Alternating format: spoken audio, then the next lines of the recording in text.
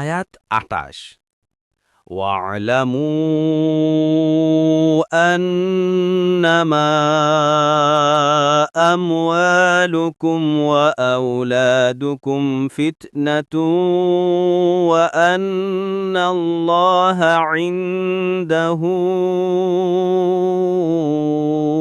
আজরুন আযীম। অনুবাদ: আর জেনে রাখো, তোমাদের ধনসম্পদ ও সন্তান-সন্ততি তো এক পরীক্ষা, আর নিশ্চয়ই আল্লাহ, তারই কাছে রয়েছে মহাপুরস্কার। তাফসীর ১ নং ফুটনোটের বিবরণ। যেহেতু আল্লাহ ও বান্দার হকসমূহ আদায় করার ক্ষেত্রে গাফেলতি ও শৈথিল্যের কারণ সাধারণত মানুষের ধন-দৌলত ও সন্তান-সন্ততি হয়ে থাকে, কাজেই সে সম্পর্কে সতর্ক করার উদ্দেশ্যে বলা হয়েছে যে আর জেনে রেখো যে তোমাদের ধন-সম্পদ ও সন্তান-সন্ততি তোমাদের জন্য ফিতনা। ফিতনা শব্দের অর্থ পরীক্ষাও হয়, আবার আযাবও হয়।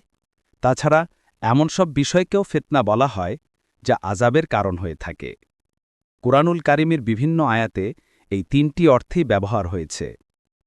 বস্তুত এখানে ৩টি অর্থেরই সুযোগ রয়েছে।